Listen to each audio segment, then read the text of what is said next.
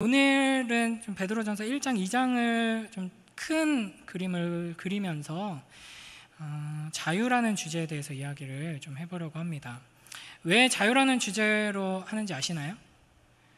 네, 관심 있는 분들은 이제 올라오시면서 포스터도 보셨을 텐데, 청년부가 지난주, 오늘까지 해서 이렇게 주일에 모여서 수련회를 진행하는데, 그 주제가 자유입니다. 그래서 청년부가 수련회를 준비하면서 이제 첫 번째 시간은 중고등부 청년부 연합예배로 드리기로 해서 이렇게 자유라는 주제를 저에게도 이제 얘기를 하더라고요. 근데 이제 수련회나 이런 강의나 뭐 이런 걸 준비하는 입장에서 이렇게 모호한 주제를 던져주면 굉장히 힘들거든요. 자유를 주제로 뭐 하자고 하는데 자유를 주제로 할 수 있는 게 뭐가 있나 막 고민을 많이 했습니다. 근데 저는 개인적으로 자유하면 제일 먼저 떠오르는 거는 자유로였어요. 자유로. 제가 이제 일산에 살다가 내려와가지고 이제 서울 갈 때나 뭐 파주 갈 때 자유로를 많이 다녔는데, 이번에 휴가 올라가서도 자유로를 지나갔는데, 항상 운전하면서 지나갈 때 저희 가정의 습관이 있습니다. 저랑 아내랑 연애할 때도 그랬고, 이제 결혼하고 나서도 그랬고, 이번 그 휴가 때도 그랬고, 자유로에 딱 들어서는 순간 이제 제가 노래를 시작합니다. 자유롭게. 이제 마법의 성이라는 아주 건전한 교과서에도 나온 노래인데요. 이제 뭐 평소에 뭐 이렇게 가요나 이런 거 노래를 잘 안 하는데, 그럴 때 이제 힘차게 이제 완곡을 한번 하면서 자유로를 질주를 하곤 했습니다. 그리고 또 이제 자유하면은 저는 제일 많이 떠오르는 게 또 이제 찬양인데요. 제가 청년 시절에 꽤 오랫동안 이제 찬양 리더를 했습니다. 뭐 찬양에 큰 은사는 없는데 잠깐 이렇게 음악 공부를 했다는 이유로 어쩌다 보니까 이제 찬양 인도자를 오래 했었는데, 일렉 기타를 치면서 이제 마치 락스타처럼 지지직거리면서 이제 찬양을 많이 했는데, 그때 이제 제일 좋아했던 찬양이 나는 자유해, 나는 기뻐해, 뭐 이런 찬양이 있습니다. 그리고 또 비슷한 가사로 나는 자유해, 이게 이제 좀 고음이어서 제가 저음은 잘 안 되고 고음은 잘 되거든요. 그래서 고음으로 막 내지르면서 막 이제 청년들한테 막 뛰어 막 이러고 막 발광을 하면서 이렇게 찬양을 했었거든요. 근데 막상 이 자유라는 주제로 말씀을 전하려고 고민을 해보니까 내가 정말 자유한가? 이런 생각이 많이 들더라고요. 계속 질문을 던지게 됐습니다. 여러분은 자유하신가요? 뭐 찬양하고 예배드릴 때 말고 평소의 삶 속에서도 여러분은 충분히 자유하다 이렇게 외칠 수 있는 삶을 살고 계신지 궁금합니다. 주위를 둘러봐도, 이 세상을 둘러봐도, 뭐 뉴스를 봐도 이제 다들 자유롭지 않은 사람들, 자유롭지 않은 세상 속에서 우리는 살고 있는 것 같습니다. 우리 중고등부 아이들만 봐도 저는 항상 안타까운 마음으로 이제 바라보고 있는데, 이제 학업의 스트레스에, 이제 성적 경쟁에 이제 매여서 살아가고 있죠. 그래서 제 기억으로는 저 중고등부 중학생, 고등학생 때는 시험 공부는 시험 한 3일 전에 하는 거였거든요. 근데 요즘 제가 이제 계속 묵상 영상을 올리고 있는데, 아이들이 매일매일 그 영상 보면서 묵상하라니까 잘 안 해서 이번 주는 뭐 바빴냐, 뭐 왜 묵상을 제대로 안 하냐 물어보면 이제 시험 공부한다고 하더라고요. 시험이 언젠데 이렇게 뭐 한 달 남았습니다 뭐 이러고, 이제 이해할 수 없는, 그렇게까지 이제 매여야 하는가, 이런 안타까움을 가지고 있습니다. 또 이제 어쩔 수가 없죠. 근데 우리가 처한 현실이 그렇습니다. 입시를 전쟁이라고 부르고 아주 치열한 경쟁을 통과하는 가운데 있습니다. 가장 푸릇푸릇하고 아름다운 이 시절에 자유를 잃어버린 채 경주마처럼 달릴 수밖에 없는 우리 아이들의 현실입니다. 뭐 그런 학업의 스트레스뿐만 아니라 이 미디어에서 등장하는 이제 저처럼 잘생기고 예쁜 사람들이 기준이 되어버려서 자기 거울을 보면은 이제 이거는 이게 얼굴인가 뭐 이렇게 하면서 이제 외모 지상주의의 그 틀에서 이제 묶인 채 살아가고 있죠. 청년들도 마찬가지입니다. 뭐 대학 간다고 다 끝나는 게 아니죠. 대학 들어가는 순간 이제 계급이 결정되면서 이 사회의 그 압박, 그리고 취업 전쟁, 취업에 들어가면 이제 우리 사회생활 하신 선배들은 다 아시죠. 이제 취업을 목표로 어렸을 때부터 이제 달려오고 있지만 그게 끝이 아니죠. 그때부터가 이제 괴로운 사회생활의 시작이 되는 겁니다. 뭐 직장 생활을 하시는 분들도 그렇고 모두가 다 자유와는 거리가 먼 삶을 우리는 살아가고 있지 않나 이렇게 생각이 들었습니다. 뭐 돈이 없어서 자유를 누리지 못하기도 하고 시간이 없어서 또 돈도 시간도 없는 경우가 제일 많고요. 건강이 없어서 우리는 마음껏 자유를 누리지 못합니다.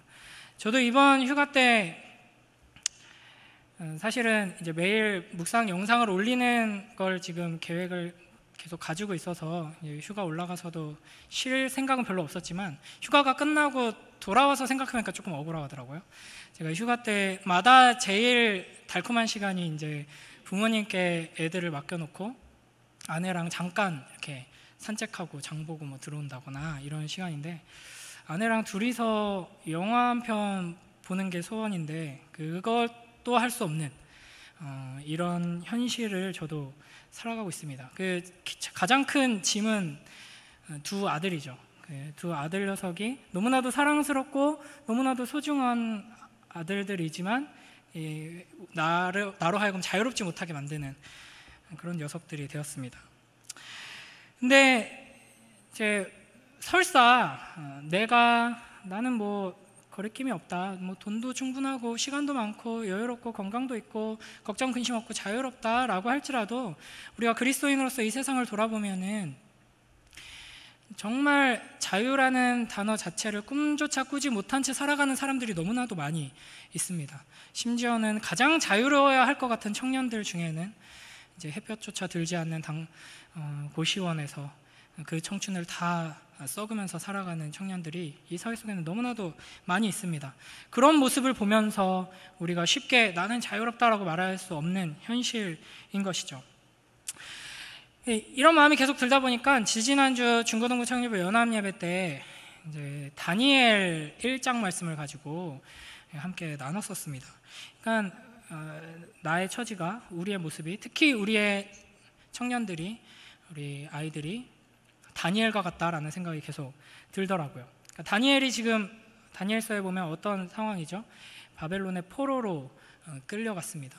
그러니까 하나님의 그 언약적인 저주의 마지막 단계까지 와서 이스라엘이, 우리가 지금 이사야 보면서 계속 확인하고 있는 바, 하나님 계속 경고하시고 경고하신 대로 심판하시고 계속 반복하시잖아요. 이방도 다 치시고 이스라엘도 치시고 유다도 치시고. 근데 그게 하나님이 처음 언약을 맺으실 때 이미 약속하시면서 언약하셨던 내용입니다. 너희가 말 안 들으면 내가 이렇게 심판을 내릴 것이고 너희는 질병에 걸릴 것이고 이방 민족들이 너희를 칠 것이고 그래도 정신 안 차리면 너희는 포로로 끌려갈 것이다. 이 약속의 땅에서 쫓겨나는 그 지경까지 지금 다니엘은 이제 경험하고 있는 것이죠. 근데 심지어 다니엘은 끌려가서 어떤 처지가 되었냐? 우리는 막연하게 다니엘 믿음의 사람이고 아주 높은 자리에 올라서 훌륭한 사람이 믿음의 영웅이라고 생각하기 쉽지만 다니엘은 그 어린 나이에 끌려가서 환관이 되었습니다. 거세당한 거죠. 그런 끔찍한 일을 겪으면서 교회도 없고 예배도 없고 아무런 소망도 없는 상황 속에서 다니엘이 할 수 있었던 것은 단 하나, 다니엘과 같은 젊은이들에게 너는 이제 바벨론을 위해 평생 일하며 충성하는 바벨론의 일꾼이 되라고 유혹하기 위해 주는 특권, 엄청난 특권이죠. 그 시대에 왕의 음식을 먹는 거. 다니엘이 할 수 있는, 하나님 백성으로서의 할 수 있는 일은 그 소극적인 저항 하나였습니다. 나는 그거 먹지 않겠습니다.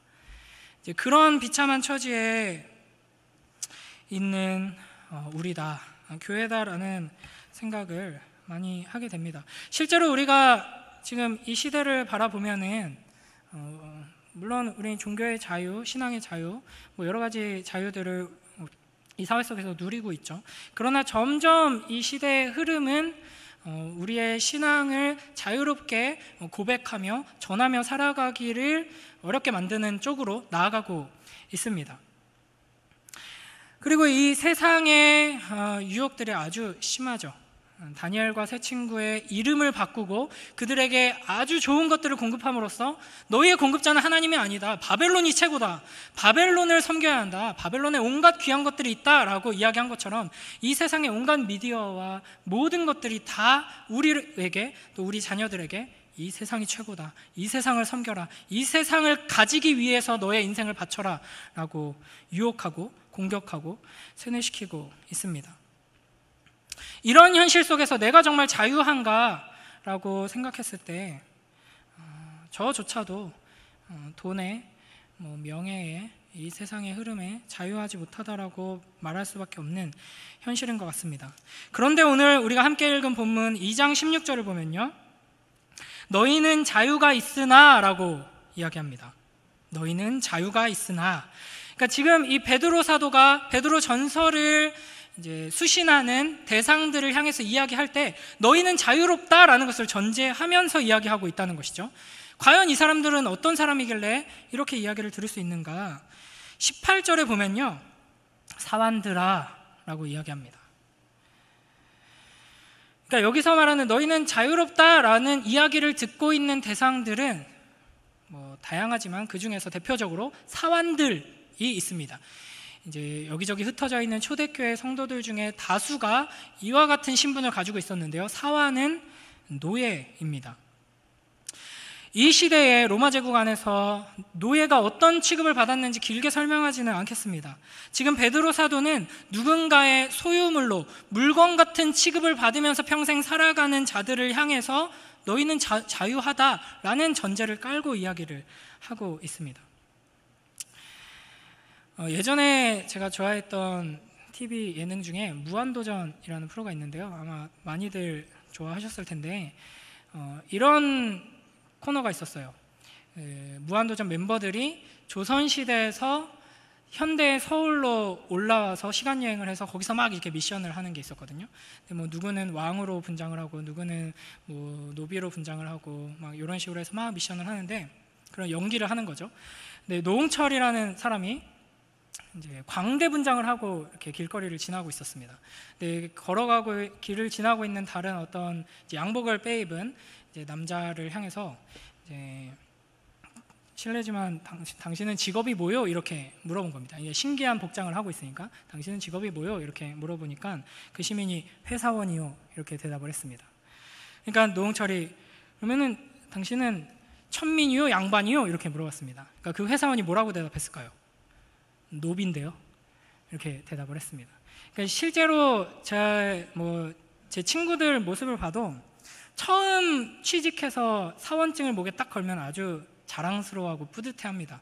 그래서 회사 끝나고도 그 목에 걸고 친구들 만나러 오고, 그런데 시간이 길게 흐르다 보면은 사원증 매달고 친구들 만나러 온 애 보면은 너 그거 왜 메고 있냐? 이거 왜 여기 있어? 이러면서 기분 나빠서 집어 던지죠. 왜 개목줄을 걸고 다니냐 이러면서 이제 회사가 키우는 가축이다, 우리는 사축이다, 이런 얘기하면서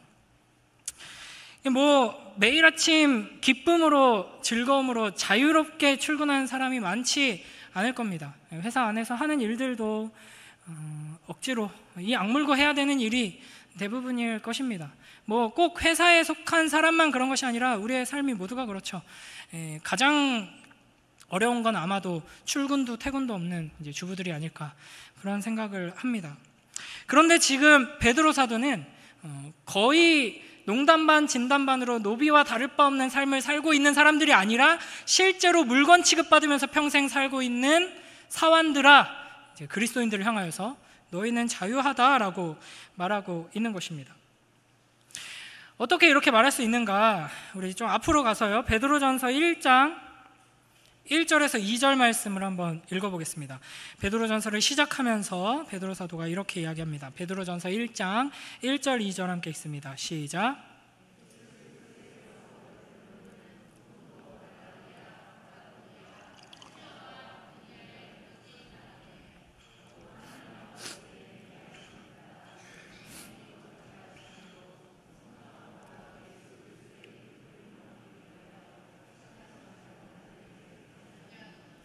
은혜와 평강이 너희에게 더욱 많을지어다.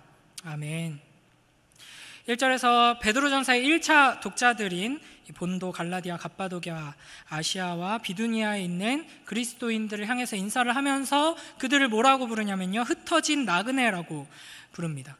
지금 여기에 나열된 도시들은 지금으로 치면 터키 지역인데요, 로마 제국의 주요 도시들입니다. 마치 바벨론과 같은, 신약 성경이 로마를 바벨론이라는 별명으로 많이 부르죠. 이 로마 제국의 한 복판에서 살아가고 있는 그리스도인들을 향해서 흩어진 나그네라고 이야기하는 것이죠. 이 이야기만 들어보면은 이제 교회가 마치 크고 강하고 화려한 이 제국의 한복판에서 버려진 존재인 것 같지만 2절에 반전이 펼쳐집니다. 그러니까 교회는 세상에 흩어져 있고 그 흩어진 곳에서 주인 노릇하면서 떵떵거리면서 살아가는 것이 아니라 나그네처럼 살아가지만, 이 교회를 누가 세우셨나? 성부, 성자, 성령 하나님이 여기에 다 등장하고 있습니다. 아버지 하나님의 택하심, 성령의 거룩하게 하심, 예수 그리스도의 핏부림으로 말미암아 나그네가 된 것이죠. 그러니까 1절이 세상이 교회를 보는 관점이라면 이제 2절은 하나님께서 우리를 보시는 관점이고 우리가 믿음의 눈으로 우리를 보는 관점이라고 할 수 있습니다. 그리고 이어서 베드로전서 1장 3절에서 4절 한번 읽어볼까요? 시작.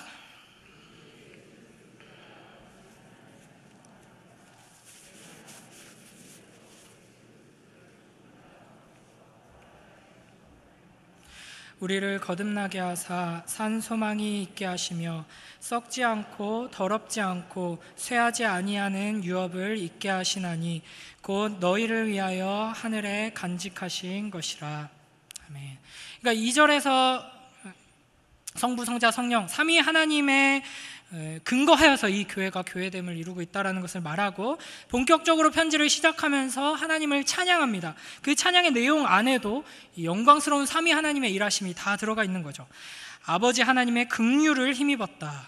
그리고 예수 그리스도의 그 십자가와 부활을 통해서 우리를 구원하시고 예수님께서 승천하시면서 성령께서 우리에게 오셔서 성령 하나님께서 우리를 거듭나게 하심으로써 우리에게 산 소망이 있게 하시는 것입니다.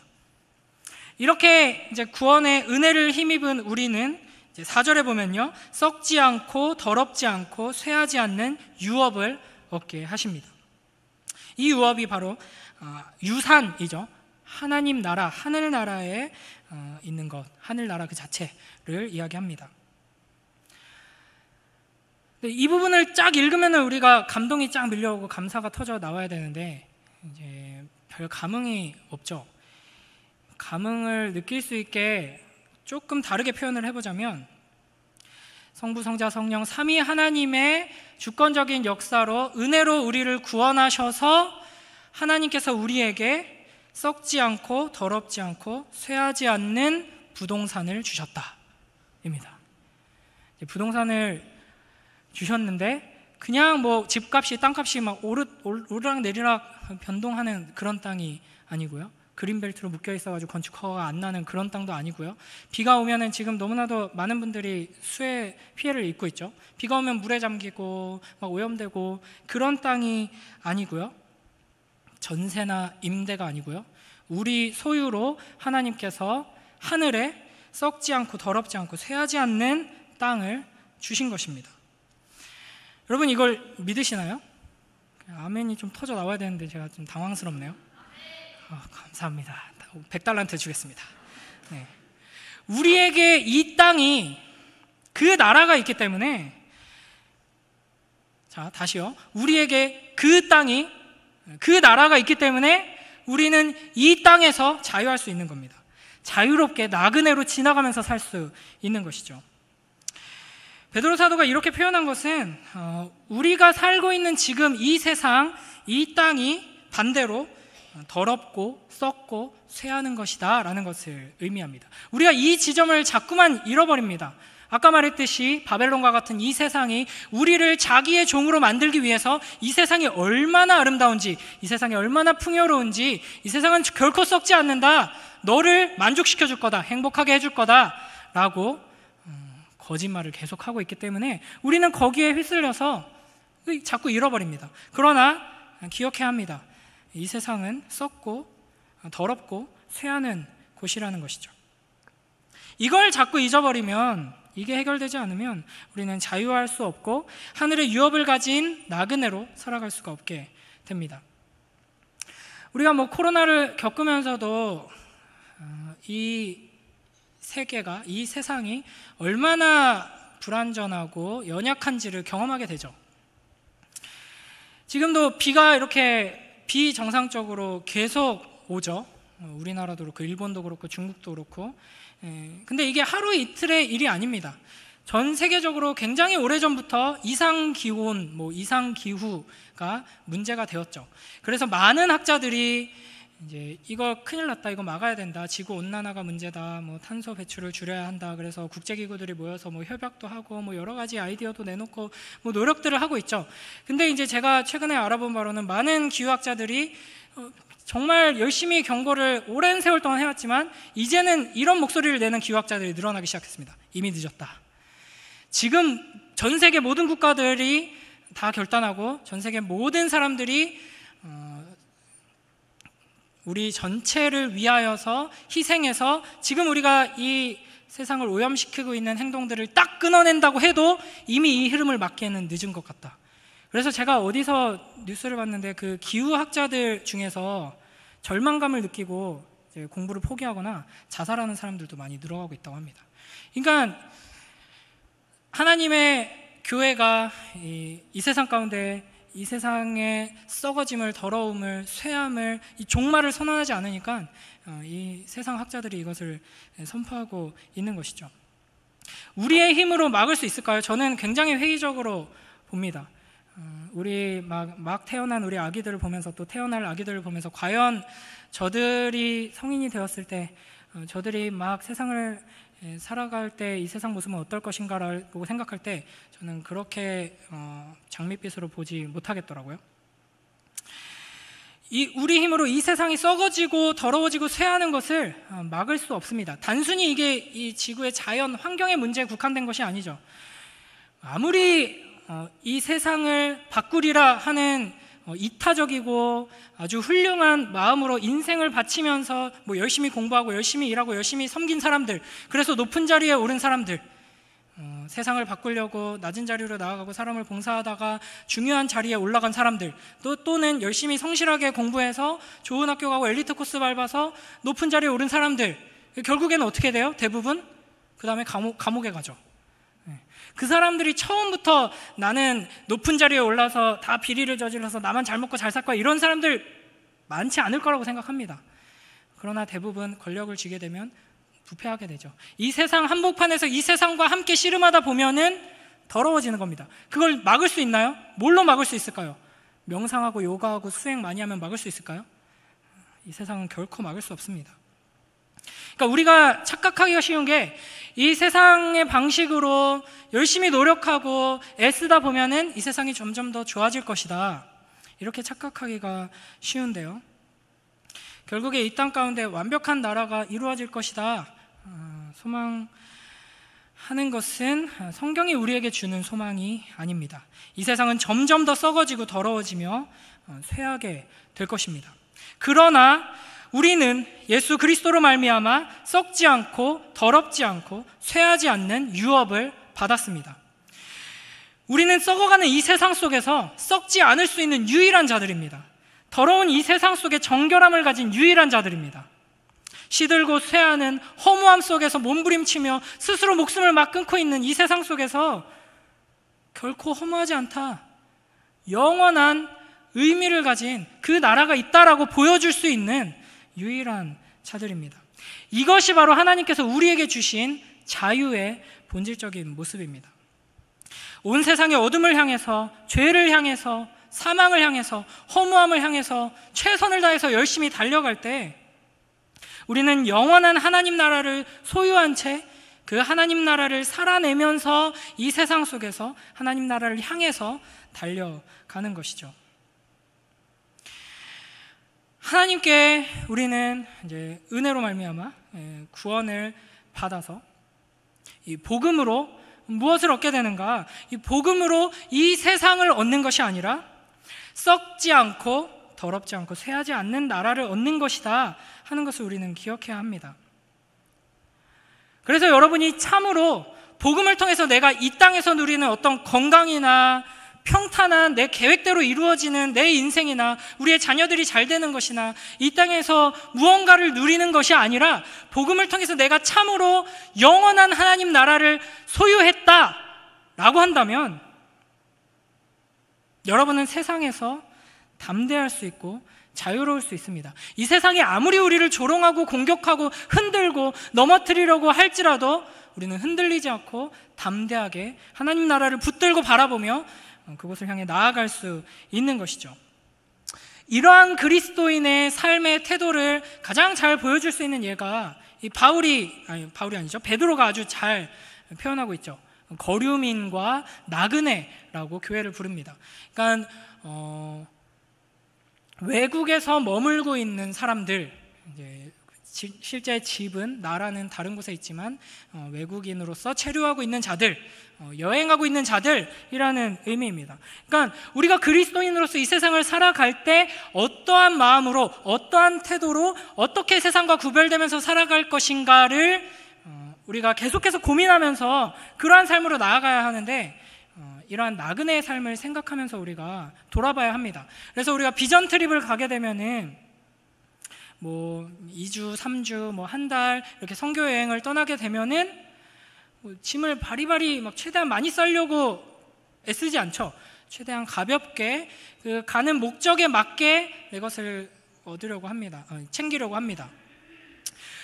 그리고 보통 이제 선교지에 나가면은 지금 우리가 살고 있는 환경보다 훨씬 열악한 상황 속에서 우리가 몇 주 동안 지내게 되죠. 근데 그것 때문에 나의 자존감이 무너지고 절망하고 괴로워하고 하지 않죠. 영광으로 여기면서 씻지 못하고 제대로 먹지 못하고 하는 그 일들을 인내합니다. 그냥 억지로 참는 게 아니라 자기가 그 목적을 가지고 거기 간 거잖아요. 기쁨으로, 인내함으로 즐거워하면서 누리고, 그게 나중에는 돌아와서 굉장히 아름다운 추억이 되고 자랑거리가 되죠. 우리가 이 땅에서 사는 삶을 이와 같은 나그네의 삶으로 여긴다면 우리가 어떤 마음으로, 어떤 태도로 살아야 할 것인가, 우리는 아주 잘 계속 생각해 봐야 하는 것입니다.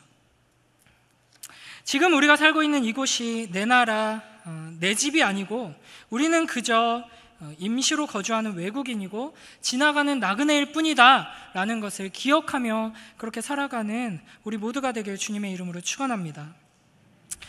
참으로 우리가 받은 유업이 무엇인지 알고, 그러니까 단순히 나중에 미래에 저 먼 훗날 주님께서 다시 오실 그날 내가 이제 이 땅에서 달려갈 길을 다 마치고 죽으면 그때 받게 될 어떤 유업이 있어 정도가 아니라 산 소망으로 우리 안에 있는 것입니다. 이미 나는 받았다 하는 것을 확신하면서 살아간다면 이 세상을 나의 집으로 여기면서 이 세상을 사랑하면서 추구하면서 나아가는 자들과는 확실하게 구별된 모습으로 살아갈 수 있게 될 것입니다. 우리 안에 그와 같은 거류민과 나그네와 같은 삶의 태도가 드러내게 되길 주님의 이름으로 축원합니다. 그러니까 좀 더 직접적으로 노골적으로 말하면 여러분 나그네처럼 살고 있지 않잖아요. 그러니까 지금 회개하라고 제가 이 말씀 계속 반복해서 드리는 겁니다. 이 세상의 부동산, 노른자 땅, 거기에 목매면서 다른 사람들의 고통이나 신음에는 신경 쓰지도 않고 자기 욕심 향해서 달려가는 이 세상 사람들의 삶의 모습, 하루하루의 생활과 우리는 달라야 하는 것이죠. 그런데 우리를 이 나그네, 거류민이라고 하는 것은 아무 목적 없이 그냥 우리의 목적지가 저기 있으니까 저기 갈 때까지 그냥 어떻게든 잘 기다리다 보면은 우리는 저기 가게 된다, 이런 태도로 사는 게 아니라, 자, 우리 2장 9절에서 10절 한번 보겠습니다. 나그네는 나그네인데 그냥 나그네가 아니라 이제 여행으로 이 세상을 지나가는데 그 여행의 목적이 있는 것이죠. 나그네로 지나가는데 나그네로서 지나가는 목적이 있습니다. 베드로전서 2장 9절 10절 함께 읽습니다. 시작.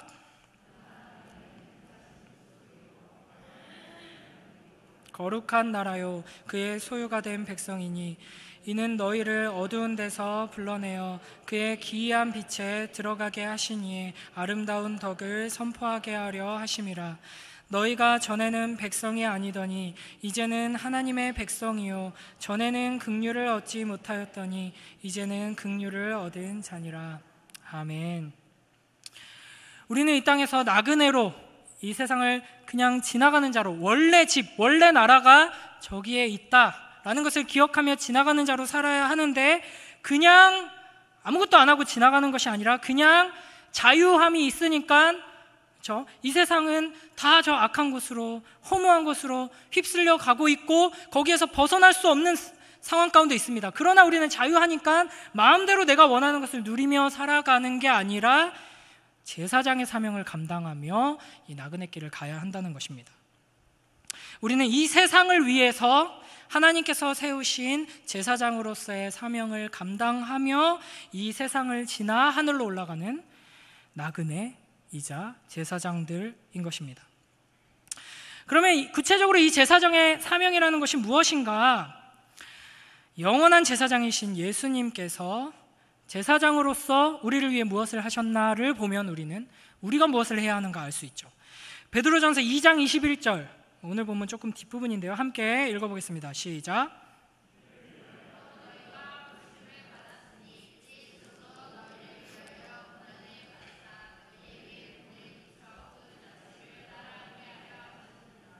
아멘. 이를 위해서 우리가 구원받았다. 제사장으로서 이 세상을 나그네처럼 지나가도록 하기 위해서 하나님께서 우리를 부르셨다. 그럼 어떻게 그렇게 살아가야 하는가? 21절에 잘 나오죠. 그리스도도 너희를 위하여 고난을 받으사 너희에게 본을 끼쳐 그 자취를 따라오게 하셨느니라. 그리스도께서 어떻게 고난을 받으시고 어떻게 십자가를 지시고 어떻게 우리를 위해 일하셨는가를 보고 그대로 하라고 예수님께서 너희를 위해 오신 것이다 라는 말입니다. 죄인을 구원하기 위해서 죄 없으신 우리 주 예수 그리스도께서 고난당하시고 조롱당하시고 십자가에 달려 죽으시고 우리를 구원하셨습니다. 마찬가지로 우리는 자유한 자들이죠. 이 구원받은 자들입니다. 이 세상의 이 허무한 흐름, 이 더러워지고 썩어지는 악한 흐름에서 우리는 자유로운 자들입니다. 그 자유를 가지고 우리가 무엇을 해야 하는가? 죄 없으신 예수님께서 죄인을 위해서 고난당하신 것처럼 자유로운 우리가 자유로움이 없이 이 세상에 휩쓸려서 죽어가고 있는 이들을 위하여서 고난당하고 조롱당하고 십자가를 지라고 주님께서 우리를 부르셨다는 것입니다. 예수님께서는 예수님을 조롱하고 공격하는 우리들을 위해서 십자가를 지셨습니다. 우리도 이 세상에 자유가 없는 이들을 위해 이 자유를 사용하라고 부름받은 것이죠. 온 세상 사람들은 조금이라도 높은 곳으로 올라가기 위해 발버둥 칩니다. 아니면은 이 세상은 허무하다 하고 그냥 삶을 놓아버리죠. 어떻게든 더 가지기 위해 경쟁하며 싸우고 있습니다. 그런 삶의 태도로 말미암아 어떤 이들은 종종 이 세상을 더 아름답게 만들기 위해, 더 살기 좋은 세상을 만들기 위해 삶을 바치곤 하지만 궁극적으로는 이 세상 사람들의 모든 노력들은, 그들은 자유가 없기 때문에 궁극적으로는 이 세상을 더 어둡게 만들고 이 세상을 서로를 죽이고 서로 것을 빼앗는 그런 끔찍한 곳으로 만들고 있습니다. 이 더럽고 악하고 죄악된 흐름에서 자유로울 수 있는 사람들은 우리밖에 없다는 것을 기억해야 하겠습니다.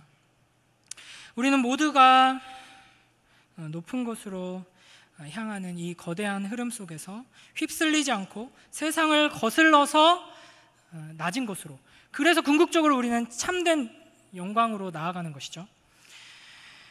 우리는 천국 시민이기 때문에 이 일이 가능하게 되는 것입니다.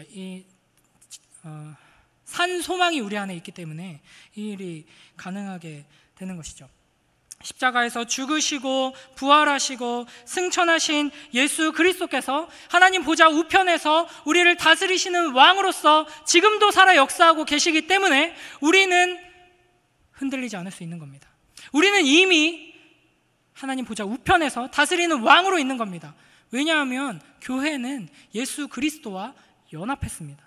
그래서 우리는 어디 있냐면 이 땅 가운데 있지만 동시에 하나님 보좌 우편에서 왕으로 있는 겁니다. 그러니까 여러분은 가장 높은 곳에 있습니다. 그래서 이 세상 사람들이 더 높은 곳으로 올라가야 한다고 할 때 우리는 가볍게 비웃어주면서 더 낮은 곳으로 나아갈 수 있는 겁니다. 세상 사람들이 보기에 우린 미친놈들이겠죠. 어떻게든 조금이라도 안정적인 곳으로, 높은 곳으로 나아가려고 발버둥 치는 가운데 마치 모든 것을 다 가진 사람처럼 퍼주면서 낮은 곳으로 갑니다. 그게 바로 왕이신 그리스도께서 우리에게 보여주신 나그네이자 제사장의 삶의 모습입니다. 세상의 흐름을 거스르는 자유로운 삶, 세상의 낮은 곳을 향해 나아가지만 궁극적으로는 가장 높은 곳을 향해 나아가는 그 나그네의 삶으로 나아가는 우리 모두가 되길 주님의 이름으로 축원합니다. 이러한 나그네의 삶이 구체적으로 어떤 모습인가를 베드로전서는 여러 가지 예를 들어서 설명하고 있습니다. 그게 이제 오늘 우리가 읽은 본문인데요. 베드로전서 2장 11절에서 16절. 놀랍게도 이제 서론이 끝나고 본론에 들어가게 됩니다. 근데 본론이 아주 짧습니다. 본론이자 결론인데요. 우리 한번 11절에서 16절 이런 맥락을 생각하면서 우리는 나그네이다. 그리고 그냥 지나가는 나그네가 아니라 제사장으로서 지나가는 나그네고, 예수 그리스도께서 제사장으로서 일하셨던 것처럼 일하도록 부름받은 제사장으로서 나그네다. 그러면 그 나그네로 어떻게 지나갈까? 제사장으로서 어떻게 섬길까? 그 이야기가 11절에서 16절인데 함께 읽어봅니다. 시작. 사랑하는 자들아, 거류민과 나그네 같은 너희를 권하노니 영혼을 거슬러 싸우는 육체의 정욕을 제어하라. 너희가 이방인 중에서 행실을 선하게 가져 너희를 악행한다고 비방하는 자들로 하여금 너희 선한 일을 보고 오시는 날에 하나님께 영광을 돌리게 하려 함이라. 인간의 모든 제도를 주를 위하여 순종하되 혹은 위에 있는 왕이나 혹은 그가 악행하는 자를 징벌하고 선행하는 자를 포상하기 위하여 보낸 총독에게 하라. 곧 선행으로 어리석은 사람들의 무식한 말을 막으시는 것이라. 너희는 자유가 있으나 그 자유로 악을 가리는 데 쓰지 말고 오직 하나님의 종과 같이 하라. 뭇 사람을 공경하며 형제를 사랑하며 하나님을 두려워하며 왕을 존대하라. 아멘. 자, 우리가 어떻게 살 것인가? 가장 먼저 이야기하는 것은 영혼을 거슬러 싸우는 육체의 정욕을 제어하라. 우리는 거듭난 신자죠. 하나님의 백성입니다. 그러나 여전히 우리는 악한 본성을 가지고 있습니다. 그 악한 본성 안에 성령 하나님께서 임하셔서 이제 싸우시죠. 우리 악한 본성과 싸우십니다. 하나님은 우리와 싸우시는 하나님이십니다. 이 싸움을 피 흘리며 싸우라는 것입니다. 육체의 정욕을 제어하라. 그러니까 우리가 영적 전쟁 가운데 있죠. 그러니까 우리가 그냥 룰루랄라 진짜로 휴양지에서 휴가 보내듯이 유럽 여행하듯이 배낭 메고 룰루랄라 이 세상을 살아가는 나그네가 아니라 제사장으로서 이 세상을 살아가는 나그네이지만 또 동시에 우리는 영적인 전투를 감당하고 있는 군사들입니다. 그런데 이 영적인 전투의 본질, 핵심, 가장 최전방이 어디냐? 교회를 무너뜨리려는 악한 세력, 어떤 이념을 가진 세력들, 이단들, 이슬람 이런 게 아니라는 거죠. 그러한 영적 전투도 모두 중요하고 이루어지고 있지만 그 모든 영적 전투의 본질은 하나님은 백성들의 내면 안에서 일어나고 있는 우리의 악한 본성과 성령 하나님의 싸움입니다. 육체의 정욕을 제어하라, 그 말입니다. 이게 이제 모든 베드로 전서에서 이야기하는 우리가 어떻게 살 것인가 라는 적용의 핵심을 차지하고 있습니다. 그래서 이 육체의 정욕을 제어함으로써 우리는 선을 행해야 하는 것이죠. 우리는 이 바울 서신의 중심에서 이제 종교개혁의 전통에서 오직 믿음으로 구원을 받는다. 그래서 우리는 선행으로 구원받는 게 아니다. 우리는 공로가 없다. 삼위 하나님의 일하심, 그 주권적인 역사로 우리는 구원받는 것이다. 은혜다, 믿음이다. 이것만 강조하다 보니까 선행에 대해서 너무나도 약화된 측면이 있는데 선을 행해야 합니다. 육체의 정욕을 제어하고 선을 행해야 하죠. 매우 중요한 겁니다. 우리의 삶에 선행이 없다면, 우리가 그리스도인이라고 하면서 주일마다 모여서 예배드리고 하나님 말씀 읽고 기도하고 하면서 살아가지만 삶의 모습을 찾아보니까 믿지 않는 이들과 아무것도 다른 것이 없다. 이거 굉장히 위험한 겁니다. 굉장히 무서운 겁니다. 육체의 정욕을 제어하고 내 힘으로 하는 게 아니죠. 물론 은혜로 성령 하나님께서 역사해 주시는 겁니다. 그래서 육체의 정욕을 제어하고 선을 행해라. 구체적으로 뭐 이야기를 하죠. 인간의 모든 제도를 주를 위하여 순종하라. 선행으로 어리석은 사람들의 무식한 말을 막으라. 무사람을 공경하며 형제를 사랑하고 하나님을 두려워하며 왕을 존대하라. 그리고 이어서 18절에 보면 사환들아 라고 부르면서 노예들한테 너희 주인한테 순종하라라고 이야기합니다. 심지어 너희 주인이 악하더라도 너를 괴롭히는 자라도 순종해라 라고 이야기합니다. 그러니까 뭐 가장 핵심적인 주제를 이야기하자면 베드로 사도는 지금 우리에게 거룩한 삶, 선을 행하는 삶, 나그네다운 삶, 제사장으로서의 사명을 감당하는 삶을 요구하는데 그 삶의 모습이 뭐냐면 우리의 본성을 거스르는 삶을 요구하고 있습니다. 그러니까 이런 거죠.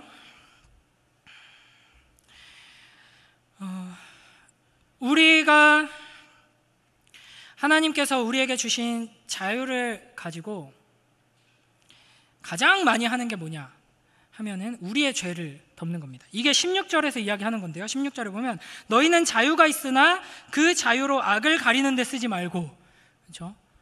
우리는 이제 자유가 있어요. 자유가 있다는 것은 구원받아서 이 세상에서 구별된 자라는 거죠. 자유가 있어요. 구원받았어요. 그 구원의 은혜로 우리가 제일 많이 하는 게 뭐예요? 십자가를 가지고 회개하죠. 십자가 앞에 나와서 저는 죄인입니다. 일주일간 여러분 삶 속에서 지은 죄 가지고 하나님 앞에 나와서 회개하죠. 용서를 구하죠. 그러면서 그 놀라운 은혜에 감격하죠. 내가 또 죄짓고 또 하나님 순종하지 못하고 또 믿음으로 한 걸음 나아가지 못했음에도 불구하고 회개했더니 하나님께서 용서해 주신다. 회개했더니 하나님께서 또 용서해 주신다. 매주, 매달, 매년 평생을 신앙생활하면서 우리의 자유를 거기에다 계속 쓰고 있어요. 우리의 죄를 가리고 우리의 허물을 가리고.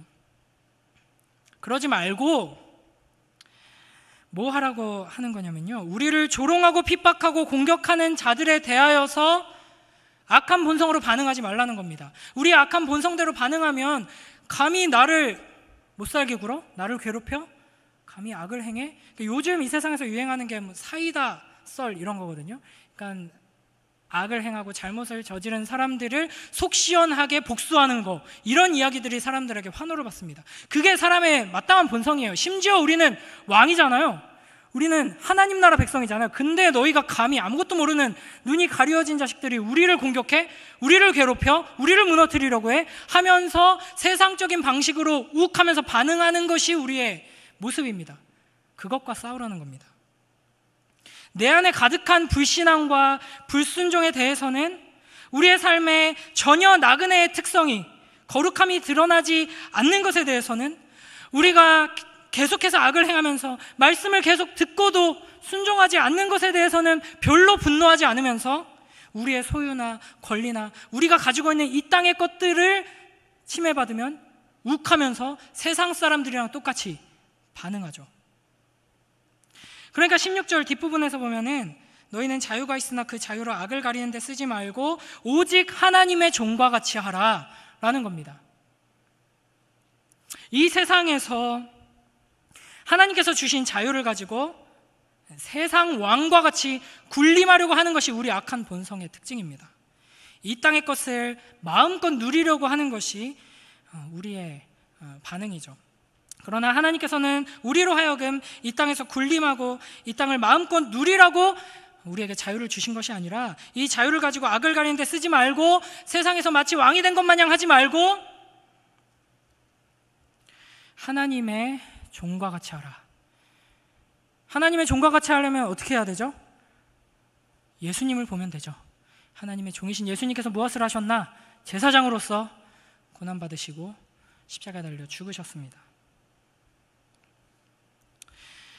그러므로 우리가 참으로 하나님께서 우리에게 주신 자유를 마음껏 누리면서 살아가는 사람이 되고자 한다면, 이제 나는 자유하니까 이제 내 마음대로 살 수 있다, 나를 구원하신 그 예수님을 바라보면서 기뻐하면서 마치 이제 휴가를 떠나는 사람처럼 달려나갈 것이 아니라 오히려 반대로 육체의 정욕을 제어하고 선을 행하기 위해 힘쓰고 권세에 우리의 본성에 어긋나는 거죠.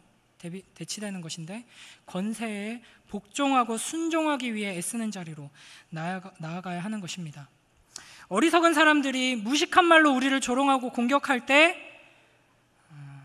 그들이 꼼짝 못하게 말하거나 행동하는 것이 아니라 선행으로, 사랑으로 반응해야 하는 것이죠.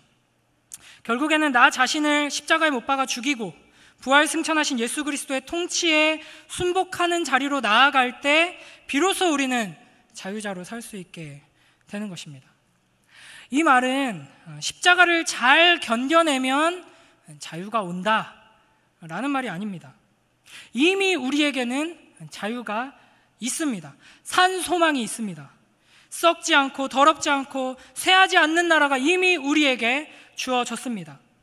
이 영원한 하나님 나라의 영광과 위로와 기쁨과 만족을 누리면서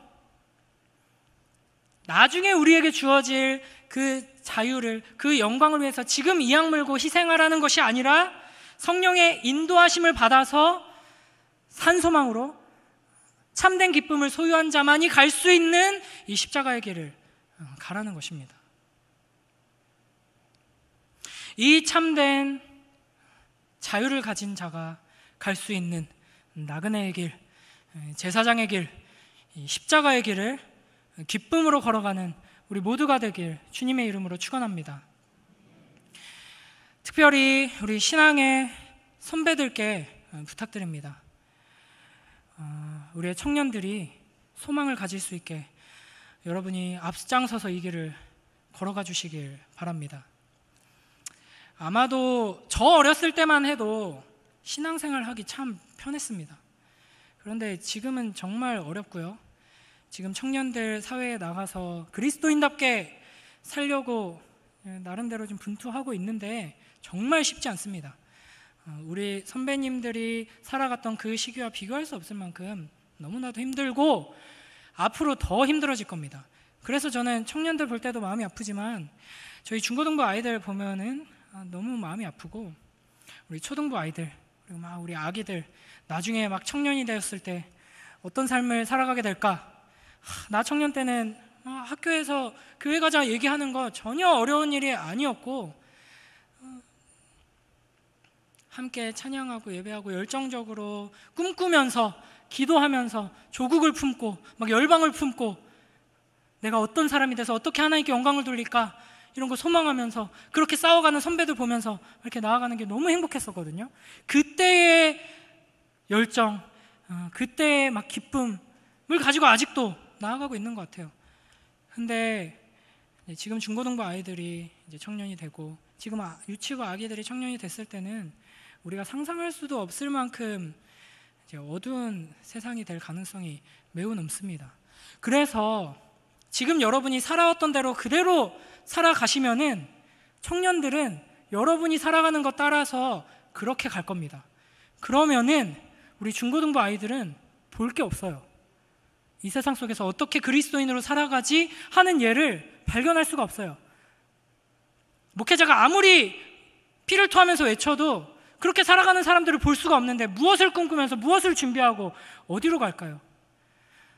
부탁드립니다. 우리 청년들을 위해서, 우리의 자녀들을 위해서 여러분의 삶 속에서 피 흘리며 싸워주세요.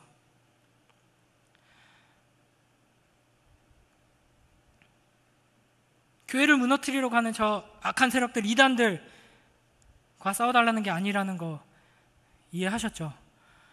여러분 안에 있는 욕심, 내 자식 조금 더 잘 됐으면 좋겠다. 저도 장담 못해요. 저희 이든이 혜든이가 저 닮아서 너무 머리가 좋은 것 같아가지고 재현이만큼은 아니지만 거의 재현이처럼 머리가 좋은 것 같아가지고 나중에 뭘 시켜볼까 막 이런 욕심이 생기고 말을 또 잘하는 것 같아서 제2의 유재석을 만들어볼까, 유튜버를 만들어볼까 막 이런 욕심이 생깁니다. 하나님 나라의 일꾼으로 미랄과 같이 썩어지는 주님의 자녀가 되게 해주시옵소서라고 기도할 때마다 기도해요. 그러나 그런 마음이 계속 들거든요. 여러분들 다 마찬가지잖아요. 여러분의 인생에 대해서도 그렇고 우리 가정에 대해서도 그렇고 우리의 자녀들에 대해서 욕심이 안 날 수가 없죠. 그러나 이대로 가면은 우리의 자녀들이 우리와 똑같은 모습으로 이 세상에 소금이고 빛이고 그냥 욕먹고 조롱당하는 세상으로 그냥 끝나버립니다. 영광스러운 고난과 조롱이 아니라 베드로 사도가 그렇게 말하거든요. 너희가 잘못해가지고 너희가 악을 저질러가지고 욕먹지 말아라 라고 얘기하는데 지금 우리가 그런 모습이거든요. 여러분, 우리가 우리의 삶 속에서 작은 부분이라도 한 걸음이라도 나그네다운 삶의 모습을, 제사장다운 삶의 모습을, 참으로 자유로운 자의 삶의 모습을 보여주는 우리 모두가 되길 주님의 이름으로 축원합니다. 그러한 선배들의 걸음을 보면서 우리의 청년들이 더욱더 열정적으로 하나님 나라의 전사다운 삶을 이 땅에서 살아가게 되길 주님의 이름으로 축원합니다. 그러한 우리의 청년들이 이 땅 가운데서 승리의 열매를 하나씩 맺어나갈 때 그 모습을 보면서 우리의 고등부 친구들이, 중등부 친구들이, 우리의 초등부 아이들이, 우리 유치부 아이들이 저렇게 살면은 정말 멋지겠다, 영광스럽다, 나도 저렇게 살고 싶다 라고 꿈꾸면서 이 세상을 변화시키는 하나님 나라의 나그네들로 가득한 우리 장효선락교회가 되길 주님의 이름으로 축원합니다.